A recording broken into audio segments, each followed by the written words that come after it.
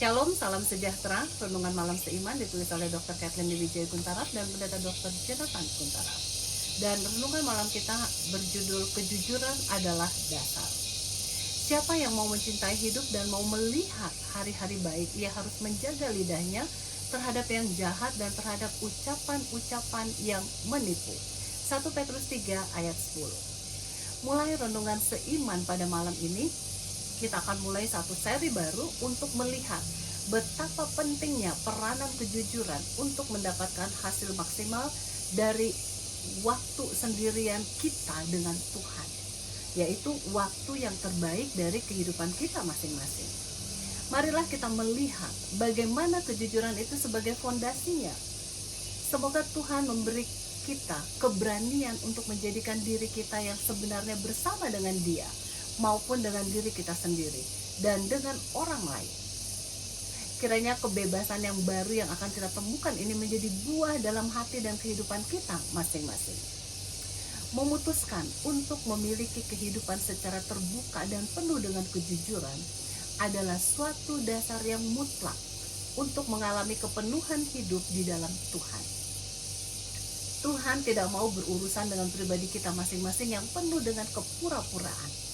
Ia tidak dapat berbicara kepada kita, mencintai kita, menyembuhkan kita, menyampaikan maksudnya kepada kita, atau memberdayakan diri kita masing-masing, sementara kita tetap menjalankan kehidupan dengan penuh kepalsuan. Sebaliknya, Tuhan dengan setia mengejar agar kita mengenal siapakah diri kita itu sebenarnya, serta menarik kita keluar dari tembok yang telah kita bangun di sekeliling hati kita. Nah, ayat inti kita di atas mengatakan, siapa yang mau mencintai hidup dan mau melihat hari-hari baik, ia harus menjaga lidahnya terhadap yang jahat dan terhadap ucapan-ucapan yang menipu.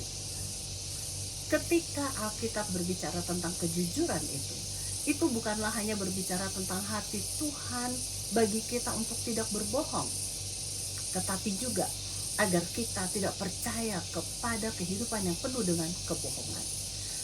Dalam kehidupan yang jujur, kita akan mencintai hidup dan melihat hari-hari kita dengan baik. Tidak ada hal baik yang datang dari kehidupan yang penuh dengan ketidakjujuran. Tidak ada suatu kehidupan yang berarti yang coba menampilkan diri dari sesuatu yang bukan berasal dari diri kita sendiri. Kehidupan yang berkelimpahan itu datang hanya dengan adanya persekutuan dengan Tuhan. Dan perlu kita sadari bahwa Tuhan selalu menemui kita di mana saja kita berada.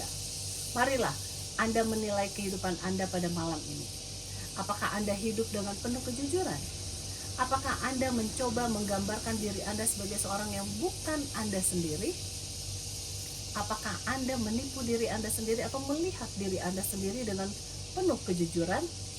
Apakah Anda datang ke hadapan Tuhan sebagaimana seadanya atau mencoba tampil seolah-olah Anda memiliki segala-galanya?